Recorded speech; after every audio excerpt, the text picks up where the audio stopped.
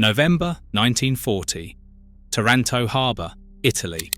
British torpedo bombers appear over the Italian fleet. In 20 minutes, they cripple 3 battleships. The pride of the Regia Marina sits burning in shallow water. 5 months later, Cape Matapan. The British ambush an Italian cruiser squadron at night. 3 heavy cruisers and 2 destroyers are destroyed. The Italian Navy is humiliated. Again, Italy had battleships, 4 of them by 1941. Modern designs, fast, well-armed. Cruisers, 19 of them. Destroyers, over 50. Submarines, more than 100. On paper, the most powerful fleet in the Mediterranean, but they kept losing. Fuel shortages kept ships in port. No radar meant they were blind at night. No aircraft carriers meant no air cover at sea. The conventional approach was failing. Italy needed something different, something that could strike where the British felt safest, in their own harbours, behind their defences, where battleships could not go. They called it Maiale, the pig, a modified torpedo that 2 men rode like a horse. By September 1943, this strange device had sunk or damaged 200,000 tons of Allied shipping, more than the entire Italian surface fleet combined. This is the story of the weapon that changed naval warfare forever. The idea came from World War I. The concept was not new. In November 1918, 2 Italian officers proved it could work. Raffaele Rossetti and Raffaele Paolucci modified a torpedo, and they called it the Mignata, the leech. They rowed it into Polar Harbor, into Austrian territory that was heavily defended. They attached explosives to the battleship Viribus Unitis and sank it. The war ended the next day, but the Italian Navy remembered. In 1935, 2 naval engineers began developing a new version, Teseo Tesei and Elios Toschi. They worked at the San Bartolomeo torpedo workshops in La Spezia.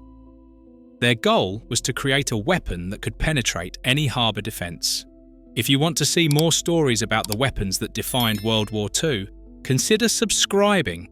We cover the most devastating and ingenious weapons of the Axis powers every week. The design was deceptively simple. The Siluro a Lenta Corsa, slow-running torpedo, SLC for short. The crews called it something else, Maiale, pig, because it was stubborn to control, difficult to steer, unpredictable in currents. It bucked and twisted, it had a mind of its own. The name stuck. The SLC was not actually a torpedo, it was a manned submersible, a delivery vehicle for explosives. Think of it as an underwater motorcycle with a bomb strapped to the front. The base was a standard 533mm torpedo casing, 6.7 metres long. Modified beyond recognition. The high-speed engine was removed, replaced with a 1.6 horsepower electric motor, powered by a 30-cell battery providing 60 volts, maximum speed, 3 knots, about 5.5 kilometers per hour. A man could swim almost as fast, but swimming with 300 kilograms of explosives was not an option. 2 operators sat astride the device like riding a horse.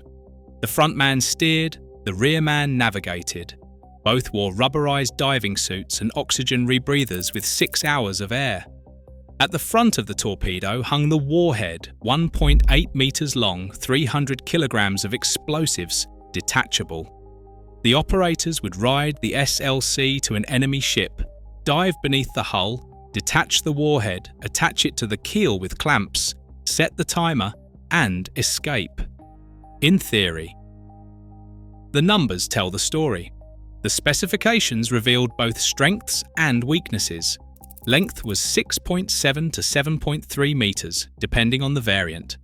Diameter was 533 millimeters. Weight was 1.3 to 1.4 tons. Maximum depth was 15 meters operational, 30 meters theoretical. Range was 10 nautical miles at 2.5 knots. Warhead was 220 to 300 kilograms of explosives. Crew was 2. The SLC could dive beneath anti-torpedo nets. It was nearly invisible at night. It made almost no noise. There was no propeller cavitation. There was no engine roar, just a quiet electric hum. Harbour defences were designed to stop submarines and surface ships. They were not designed to stop something this small, this slow, this quiet. The SLC exploited a gap in naval thinking, a gap nobody had considered. The first attempts were disasters. Theory and reality were different things.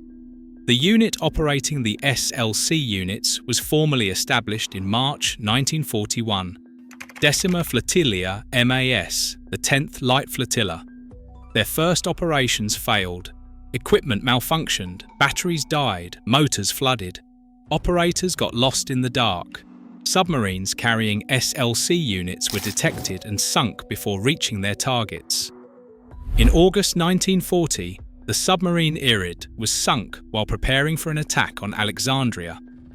In September, the Gondar was forced to surface and scuttled. In July 1941, a major raid on Malta ended in catastrophe. The British detected the attackers with radar.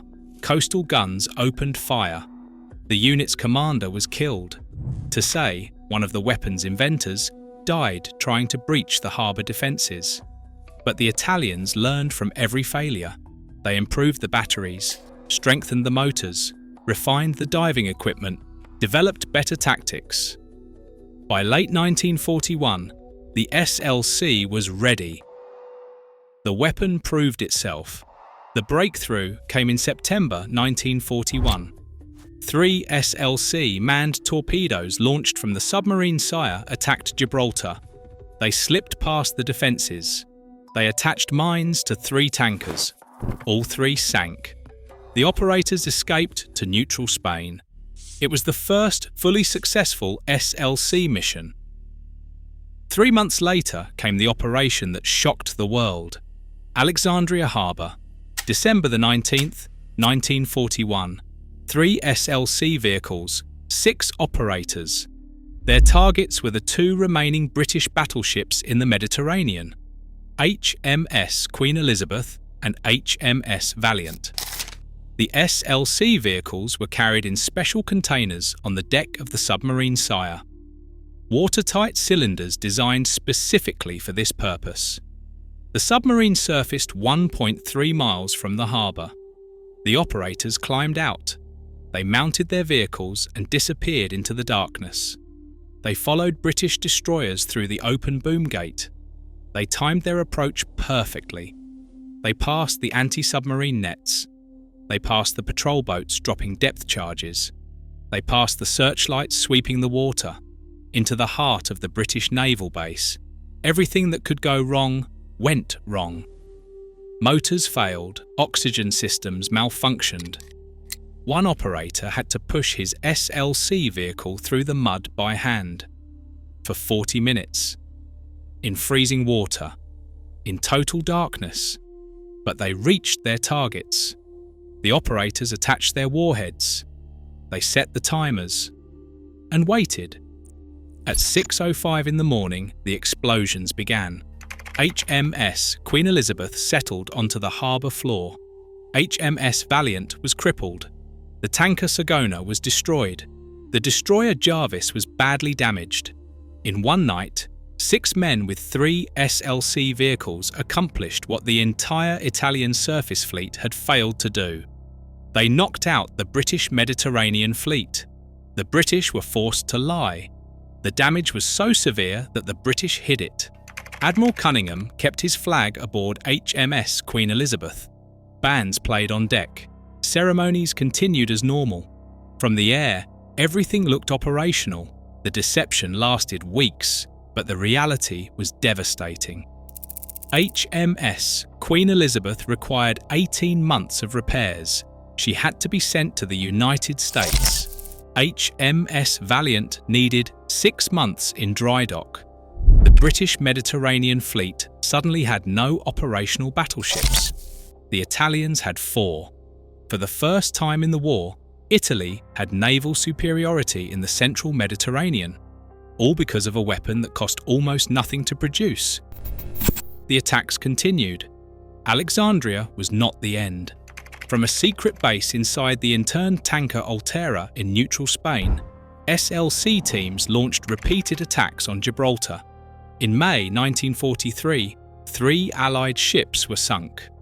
In June 1943, 3 more ships were sunk. The British could not figure out where the attacks were coming from. The Altera sat peacefully at anchor in Spanish waters. Inside, a hidden compartment held SLC craft. A secret hatch below the waterline allowed them to launch undetected. It was the perfect covert operations base. By September 1943, SLC operations had sunk or severely damaged 5 warships and over 20 merchant ships. The total tonnage was more than 200,000 tons. The entire Italian surface fleet, with all its battleships and cruisers, achieved less. Why the weapon worked? The SLC succeeded where conventional forces failed for several reasons. First, cost. An SLC cost a fraction of what a torpedo boat cost, a tiny fraction of a cruiser, a microscopic fraction of a battleship. Italy could build dozens of SLC units for the price of 1 destroyer. The entire 10th Light Flotilla cost less than a single cruiser, but it sank more tonnage. Second, stealth. The SLC was nearly undetectable, no radar signature, almost no acoustic signature, too small to spot visually at night, too slow to create a wake. It exploited the gap between what defences were designed to stop and what actually attacked. Harbour defences expected submarines, torpedo boats, aircraft, not 2 men on a slow-moving tube. Third, asymmetry. 6 men could sink 2 battleships. The economics were devastating for the defender. Britain had to protect hundreds of ships in dozens of harbours, every night, every harbour, with constant vigilance. Italy only had to get lucky once. Fourth, psychology. After Alexandria, British sailors saw threats everywhere. Every shadow in the water, every unexplained noise, every floating piece of debris.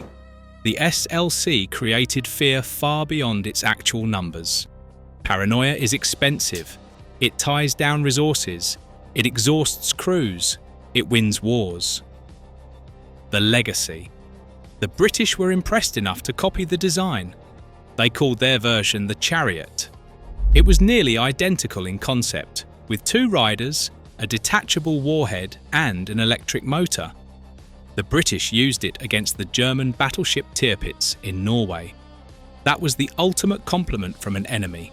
After Italy surrendered in September 1943, former SLC operators faced a choice. Many chose to fight alongside the Allies. They attacked German ships using the same weapons they had once used against the British. The irony was not lost on anyone. In June 1944, a joint Italian-British team infiltrated La Spezia Harbor, the very harbour where the SLC had been invented, now in German hands. They sank German cruisers using SLC manned torpedoes. Every modern combat diver unit traces its lineage to the 10th Light Flotilla, including the British Special Boat Service, the American Navy SEALs, the Israeli Shayetet 13, and the French commando Hubert. All are descendants of the men who rode the Maiale. The tactics they pioneered are still taught today: underwater insertion, covert demolition, and harbour penetration. The playbook has not changed in 80 years. Conclusion. November 1940, Taranto Harbour. The Italian surface fleet burns. Battleships that cost millions of lira to build, years to construct, and thousands of workers sunk in minutes by British aircraft. The lesson was clear. Conventional naval power was not enough. Size did not guarantee victory. What mattered was finding the gap in the enemy's defences and exploiting it ruthlessly. The Italians found that gap: a slow, stubborn, unreliable torpedo that 2 men rode through the darkness. A weapon so crude, they called it the Maiale. Over 200,000 tons of Allied shipping sunk or damaged. 5 warships, 20 merchant vessels, more than the entire Italian surface fleet achieved with all its battleships and cruisers. 6 men disabled 2 battleships in one night for the cost of 3 modified torpedoes. The weapon that proved size does not matter, that ingenuity beats firepower, that sometimes the smallest weapon causes the biggest problems. That was the Maiale.